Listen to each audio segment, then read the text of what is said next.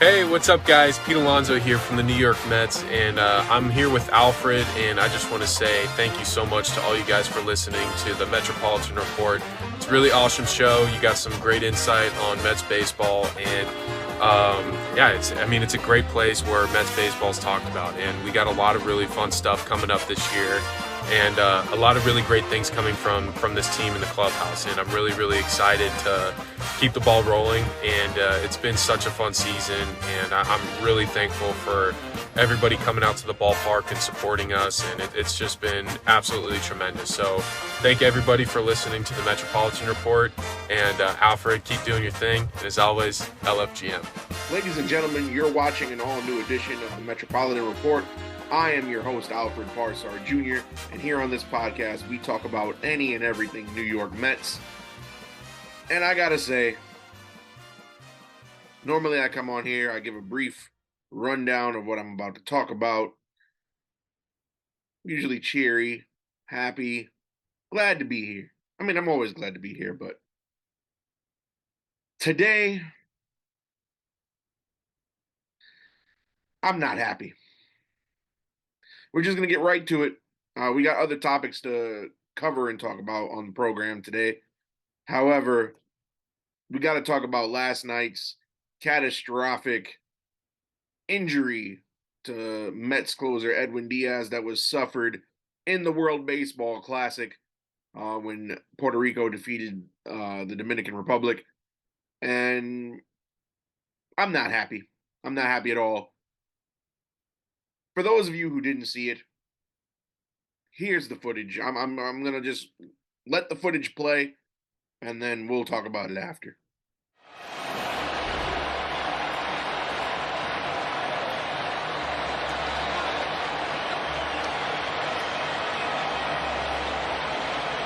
Can't see yet.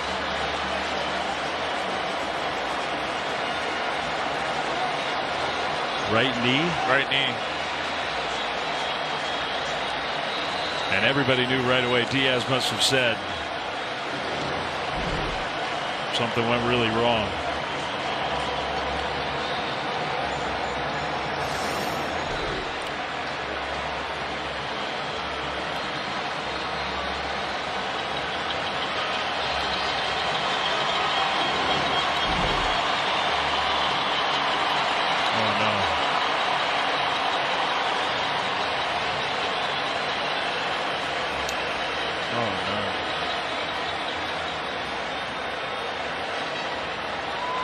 The Dominican players, they're all top step right now, fearing for him and feeling for him as well.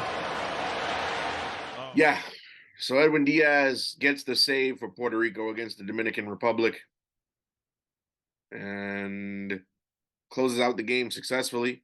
Puerto Rico advances to the semifinals. But Edwin Diaz, during the celebration, goes down. What you didn't see in the footage, which I'll put the picture up here. Edwin Diaz couldn't even leave the field on one foot. Here he is in a wheelchair being wheeled off the field, ladies and gentlemen. Now, 2 weeks ago on this program, I questioned whether the World Baseball Classic, would have been a good thing or bad thing for these players who are on major league rosters. Here's what I had to say. I have mixed feelings on this World Baseball Classic. I'll tell you why. I personally have always felt the World Baseball Classic should take place after the World Series. Why? Because you don't want to risk your guys getting hurt. That's my biggest fear. You heard me right there, folks. I said, God forbid we get an injury. Granted, I didn't think that a man would get injured celebrating a win, getting mobbed by his teammates as they're jumping up and down. Edwin Diaz had imaging earlier today, and the imaging on that knee revealed a torn patella tendon. He's going to be out 6 to 8 months. And you know what he's going to miss in that 6 to 8 month time span? The 2023 Major League Baseball season is what he's going to miss. Playing in a tournament where none of these guys get paid in games that, in the grand scheme of things, other than superiority from one country over another, really doesn't mean anything. You look at guys who have won World Baseball Classics. I mean, me personally, I'd rather win a World Series than a World Baseball Classic. My major league team that's paying me, and by the way, Edwin Diaz was extended this offseason, 5 years, $102 million. It's a lot of money. But I'd rather have loyalty to my major league team that's paying me to live the lifestyle that I live rather than my country that's not paying me at all. And I said it. You guys saw the clip. I said it. These games, yes, they're competitive, but they don't mean anything. You've got guys who haven't played baseball since last September, October, or even August for some of them, who haven't played competitive baseball since then till now. Granted, maybe an inning or two, or 2 or 3 at-bats in spring training, which is not the level of competition as the World Baseball Classic. No time to prepare, warm up. And you know what? I should have foresaw something coming, because Brooks Raley, and we talked about him on a Metropolitan Report short over the weekend. Brooks Raley, the left-handed reliever in the Mets pen, he got hurt in camp, Team USA camp, during an exhibition. Granted, it's a hamstring strain. He's not going to miss any significant time, but he got hurt in practice. And now we got a guy, one of the more important guys on this Mets roster, and he's out for the season. The season. The guy that we just paid $105 million to and committed to for 5 years is not going to play in the first year of that contract. And for what? Because he pitched in a game that in the grand scheme of things meant nothing, and his teammates, some of whom are probably going to be opposition at some point in the season, jumped up and down on him and mobbed him like a madman. I've been to Citi Field many times since 2019. Minimum 40 games each season since 2019, minus 2020, the COVID year. I've seen Edwin Diaz time after time successfully close out games, and nobody on that Mets roster or in that Mets dugout ran up to him and mobbed him like that. You know what? If I'm Buck Showalter, right?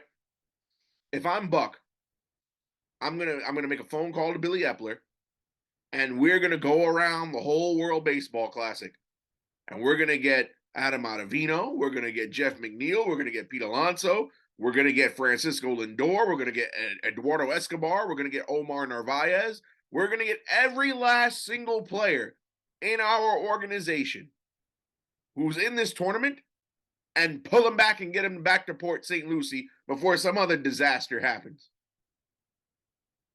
We already lost our star closer.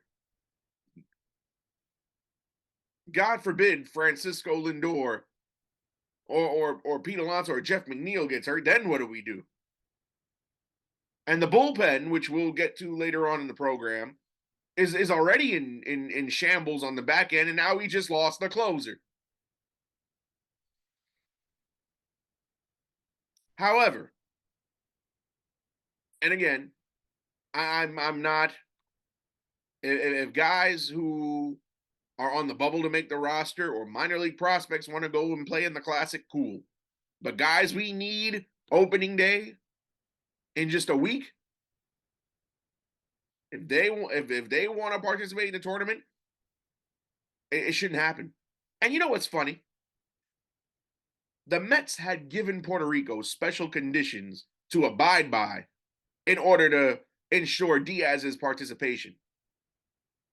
The agreement was Diaz could not pitch back to back, and if he was going to pitch in multiple games in the tournament, they had to be spaced out every 4 days. And look, they had precautions in place for his safety, and look what happened. Granted, it's a freak accident, but it still happened. And now the Flushing faithful have to suffer. We're not going to hear a single trumpet in Citi Field all season because our closer had a freak injury in the World Baseball Classic. Now, I'm not against the World Baseball Classic either. The time of year is wrong. Max Scherzer said it, and I agree with it. However, I semi-agree. Max Scherzer was quoted as saying that the World Baseball Classic should happen mid MLB season. I don't agree with that. I think the World Baseball Classic should happen during the time that the Dominican Winter League occurs. After the World Series, late October to the end of January. That's when the World Baseball Classic should take place, in that time frame. Not during spring training when these guys who haven't played baseball since late August, early September are going to full ramped up competition without any real preparation. You can't get ready for a tournament of the impact of the World Baseball Classic in just 2 weeks. It's impossible to prepare for. What they should do, move the Classic after the World Series, and in the time frame between the end of October to the end of January. Plenty of time for baseball. And keep the same format. 4 sites, Taichung, Japan, Phoenix, and Miami. But no, they want to do it during MLB spring training. Put guys in full competitive situations when their bodies aren't conditioned to it yet because they've been off for the last 5 months.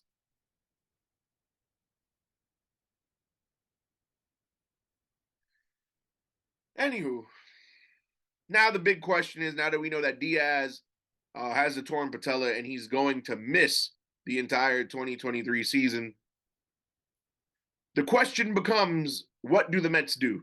Now, if you saw our Metropolitan Report short yesterday, I mentioned that the back end of the bullpen is in trouble with those last couple of roster spots.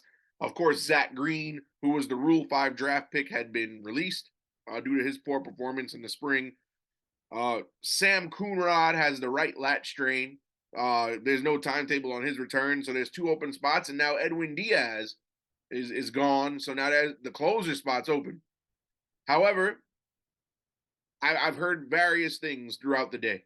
Some people said we should trade for a closer. Some people say that we should look to the minors for a closer. I've got a simple solution here for you folks. We have somebody who's been a closer on our pitching staff already in the bullpen. If I'm Buck Showalter, I'm going to take David Robertson and move him to the closer role. David Robertson, of course, was a closer for the Chicago Cubs formerly.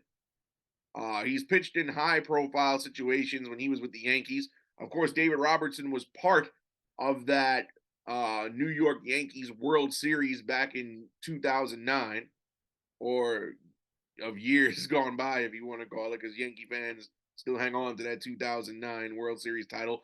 But Robertson has experience as a closer, and he's used to closing out games, being in games where there's a small lead, and he has to close the door for 1, 2, 3. Now, here's what you also do, because to replace Robertson's role of the setup man, I'm going to go out and if I'm the Mets and if I'm Billy Epler, I'm going to go out and get somebody that Buck Showalter knows. Of course, Buck Showalter was the manager of the Baltimore Orioles for a number of seasons, I believe from 2012 to 2016. And in that time frame, his closer on that Baltimore Orioles staff was Zach Britton, Zach Britton, the former Yankee and Oriole, is now. I understand what some people may be saying. They're scratching their heads. Zach Britton currently a free agent. I'm going to acknowledge that Zach Britton of 2023 is not the same Zach Britton that was in 2016. However, this is somebody that Buck Showalter is familiar with. Zach Britton's tenure with the Yankees wasn't exactly good, so I'm probably assuming that he's looking to prove himself here. And I think that under a manager where he had his most success, being Buck, I think that Zach Britton can be serviceable in this Mets bullpen. Zach Britton, a tremendous talent, and again, and the Mets only had one left-handed pitcher in the pen in Brooks Raley. Wouldn't hurt to have a second. Zach Britton,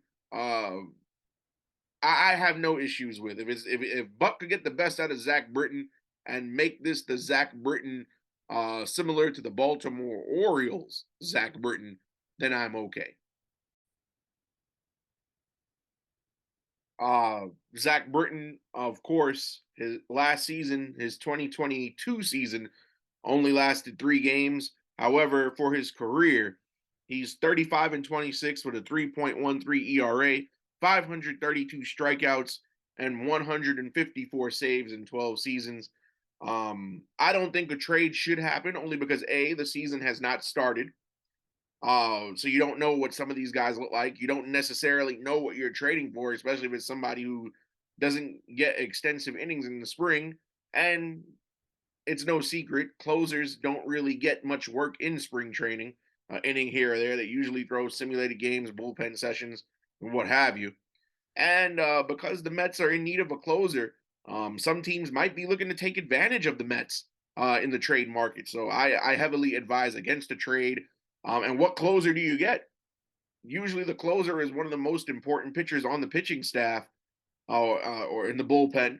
So you go for a closer and you might be giving up king's ransom. So, and I personally don't think there's any closer on the market that's worthy of giving up a lot for. Kenley Jansen is not the same as he used to be. Neither is Mark Melancon. Josh Hader regressed a little last season, hence why he was traded from the Brewers to the Padres across town. I think the best closer in the game right now is Devin Williams of the Milwaukee Brewers. They're not giving him up for anything short of a king's ransom. Aroldis Chapman's closing for the Royals now. He's nowhere near where he used to be. So, yeah, I can't think of anybody, quote unquote, worth it and giving up multiple assets. But Zach Britton is would be a great pickup for the Mets. If the Mets don't turn to David Robertson, they have another former closer, Adam Ottavino. He was the closer for the Colorado Rockies back in the mid-2010s. When they made several trips to the playoffs. Remains to be seen what happens, but I put my stamp of endorsement on signing Zach Britton. As far as the rest of the bullpen, we did mention that Sam Coonrod had the right lat strain. We did mention Zach Green, the Rule 5 draft pick, was let go by the organization because he had a bad spring. So it's safe to assume that Tommy Hunter is going to get one of those final bullpen spots. Again, he is a favorite of Buck. He's been reliable, especially last season. He was reliable. We also have seen John Curtis, who I've mentioned multiple times. John Curtis is looking good since he's come back from his Tommy John surgery. Of course, John Curtis had Tommy John, missed all of last season, hasn't pitched since 2021, but he has looked phenomenal this spring. I really can't doubt his body work in the spring, and hopefully it translates to the regular season. And then, so you give those two guys the final 2 bullpen spots, and we bring in Zach Britton to replace that 3rd spot that's now been vacated by Diaz, and you either move Ottavino or Robertson to the closing spot. Those 2 guys have experience in closing out major league games. Also, The pitching rotation has got some questions now. As we mentioned in the Metropolitan Report short, starter Jose Quintana, who some of you have come to his defense since I've quote unquote hammered him to the ground with my criticism. Jose Quintana will be out for 3 months. He has the stress fracture in his rib. He's expected to begin throwing in mid-June, and then he will be expected to be back either right before or right after the All-Star break. In the meantime, there's competing spots, position battles, if you will, in the spring. You got David Peterson and Tylor Megill. Both of these guys are having a good spring. Of course, David Peterson is the lefty. David Peterson last season was used in a role where he wasn't officially in the rotation. However, if there was a spot start or, a double header that the Mets had to play, they would give Peterson the odd start. Tylor Megill has been something of a sensation since making his debut in the 2021 MLB season on short notice. Megill has pitched rather consistently. Of course, Megill was one of the 5 pitchers who took part in the combined no-hitter against the Phillies last April. And in camp, both of them have looked good, but Megill has looked a little bit better.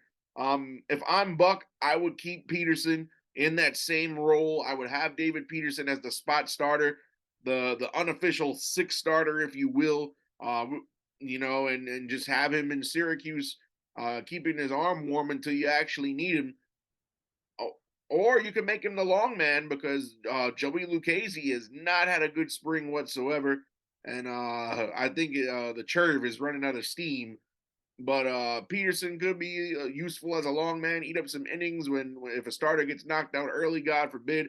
But I would give the ball to Tylor Megill. Of course, Tylor hasn't had as much major league experience as Peterson. Of course, Peterson made his debut in the COVID-shortened 2020 season. Tylor didn't come up until mid-2021, but Tylor has been the more consistent of the two.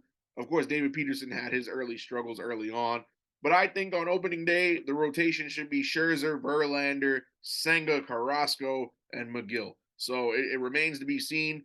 We're about a week and some change away from opening day.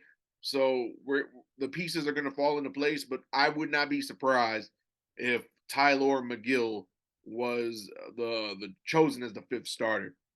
A lot of people asked the question of what's going to happen to Megill when Senga and Quintana got signed. So expect Megill to be on the opening day roster in the starting rotation. That's my take on it. As far as guys who are battling to make the team, again, we've been bigging up Tim LeCastro, the former New York Yankee and Arizona Diamondback. Tim LeCastro having a phenomenal spring. Tim LeCastro batting .375, 12 hits and 32 at-bats. And I'm going to say it here. Darren Ruff, you can hit the bricks, buddy. Looking at this Mets roster, usually, especially now with the universal DH, Mets are looking to carry 4 to 5 position players on the bench. LeCastro can fill the role that Travis Jankowski filled coming out of camp last season, where he was an early season roster member in the big league club. The way that things are shaping out, I mean, we know Tommy Pham, if Starling Marte is back healthy for the beginning of the season, we know Tommy Pham's the 4th outfielder. He'll be on the bench. We know that between Omar Narvaez, and Tomas Nido, both of those guys are not everyday catchers. One of them is going to be on the bench. So that's a second bench spot that's taken up. And between Darren Ruff, he doesn't look good at first base. Hasn't had good plate appearances as DH. I don't know, man. It's rough. Of course, Luis Guillorme, backup infielder. He's a lock to make the team. He's on the bench. And I think that you go ahead and you give LeCastro that 4th and final spot. Of course, Pham is an outfielder already. LeCastro could be used in pinch run situations, which would not be a bad idea. LeCastro is very speedy. Again, he reminds me of a Travis Jankowski. He'll fill that Travis Jankowski role. But yeah, and then the fifth roster spot is going to come down to I stand corrected. I said Brett Beatty should get it, but I'm really thinking with the hot spring that this guy's had, Mark Vientos is probably going to fill out that last spot. Vientos having a strong offense this spring. So is Beatty, but the knock on Beatty is his defense needs work. He's committed 3 errors this spring. The 3 errors have all been balls that could have been fielded better down at third base. I think he's going to start the season in Syracuse, get a little bit more seasoning. We'll probably see him back in the bigs at some point during the season because, 162 games is a tough grind. Guys get hurt all the time. But I do think that we'll see Brett Beatty at some point, just not on the opening day roster. Francisco Alvarez, while a lot of people have hype behind him, he's had a poor spring this season. He only has 2 hits this spring, and his defense still needs work. That's no secret there. His defense is improving, but still not up to the level that it should be for a major league catcher. And you can't just bring a kid up just to be a full-time DH. It's not how it works. Yeah, and then Ronnie Mauricio, same thing. He's having the spring of a lifetime, all these extra base hits, all these home runs.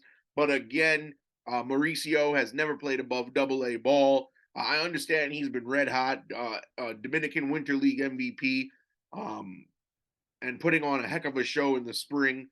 But at the same time, the knock on Mauricio also, according to Buck, is defense. So if I'm the Mets, I'm going to have Mauricio, Beatty, and Alvarez all start in Syracuse. I'm keeping Mark Vientos in that 5th and final spot. And then, I'm going to reward LeCastro. LeCastro was a long shot to make this team, folks. And, batting .375, I understand that, guys, there are guys on the roster who are away. There were guys who were injured. So it's opened up opportunities in the spring. But that's what spring training is all about, the non-roster invitees who are trying to get a spot on the big league club. But I believe that LeCastro deserves that Travis Jankowski role for the first couple of months of the season, and we'll see how it goes. But the last bit of information that I would like to discuss here on the Metropolitan Report on this edition, March 25th, if you are in New York City, March 25th is New York Mets Day. Of course, that is a Saturday, ladies and gentlemen. And pretty much what's going to happen is the city of New York, combined with the New York Mets, encourages you, if you do have to step out of the house and go anywhere, to wear New York Mets gear like I've got on right here. I got my my alternate black Mets cap on today. And the Mets are going to have people from their organization, team officials, just roaming around New York City. And if they see you wearing a Mets hat, Mets jacket, Mets sweater, any Mets memorabilia, then they'll give you some cool swag and some cool prizes if they see you. Also, depending on where you want to go, I know there are several museums and several clubs and restaurants that will admit you like a VIP status for no charge, or give you a reduced price meal if you walk in there with a Mets hat on. So that's they're promoting this as your Mets gear is unlocking keys to the city. So that's pretty cool. The Mets and the city of New York are working together to get hype around the team for this upcoming season. So March 25th, if you're located in New York City, make sure you walk out the house with some type of Mets memorabilia on, or Mets apparel on, I should say, so that we can see what these cool prizes and experiences are going to be. And they said they're giving out secret prizes as well. It could be some trading cards, some bobbleheads, another hat, another shirt. So remains to be seen, but that's pretty cool. Well, ladies and gentlemen, it's that time. I'm still not happy. It remains to be. I can't wait to see what the Mets do in the wake of this Edwin Diaz injury. Very devastating. Again, I won't be surprised if Zach Britton gets a look, only because of his ties to Buck. But that brings us to the end of the program, and I've said everything that there is to say, and the only thing left to say is, let's go Mets. Don't forget, folks, the Metropolitan Report is a proud member of the Grid Network. You can follow the Metropolitan Report on social media at _Metropolitan_Report. And of course, you can follow The Grid, which is a great network full of sports content at _grid, GRYD network. Until then, I'll see you on the shorts this weekend, and LFGM.